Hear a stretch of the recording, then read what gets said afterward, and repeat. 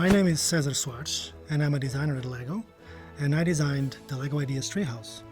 You have a base that represents a bit of landscape, and on one side you have a little stream with some vegetation and some mushrooms, and then on the other side you have a table and some benches.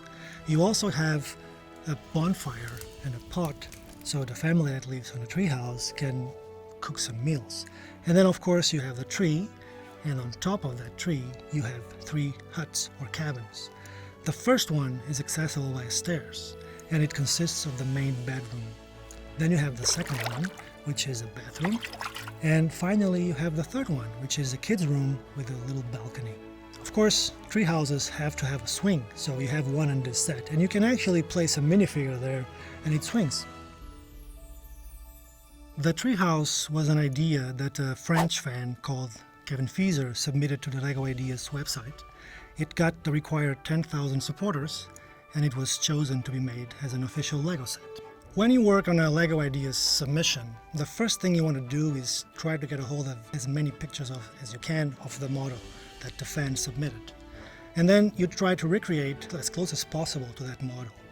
But of course you have to take into consideration that LEGO has high quality standards, so you are constantly changing and tweaking and improving the model. Things like the stability of the model.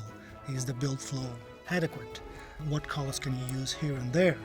Can I add some playability to the model? So all those things are very important when you design a set.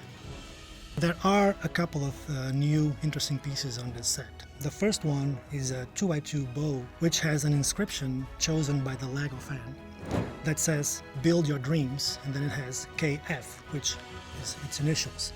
And there's also, at one point in this set, you get to choose which color of leaves you want to use on the tree.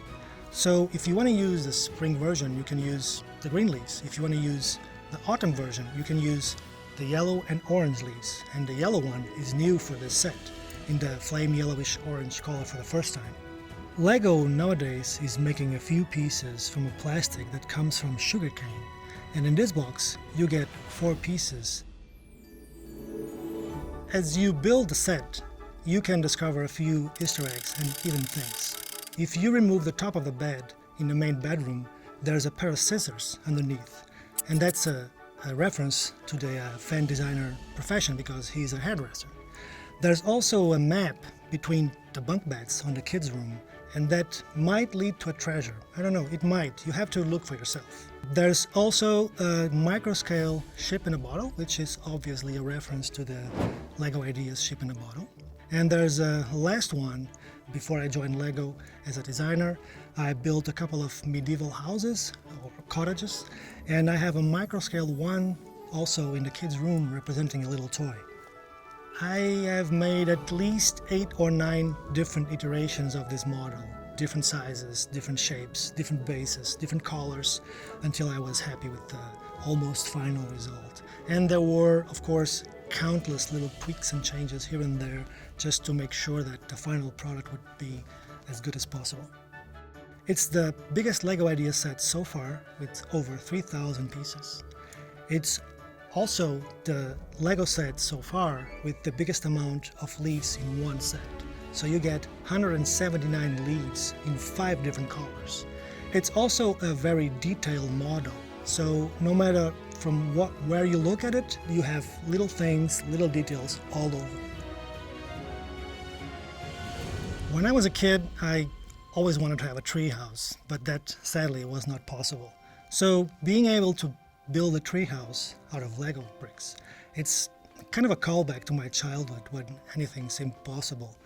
So when I heard that the project was chosen to be made into an official set, I approached Sam, the creative lead of LEGO Ideas, and practically begged him to work on this set. And I was super happy when he agreed to it. Before I joined LEGO, I was a teacher. I don't have a design degree at all, but I do have a big passion for LEGO, and that's one of the most important things when applying for this job.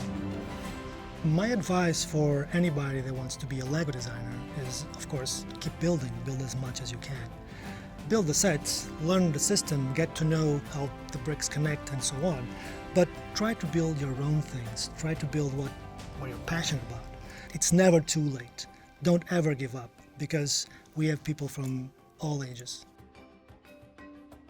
Usually when I tell somebody what I do, the first reaction is like, wait, is that a job? What is it that you do exactly? And then I explain to them that I play with Lego bricks every day, all day. And then usually their reaction is, oh wow, that's awesome. So yeah, I think if you love Lego, being a Lego designer is the best job in the world, hands down.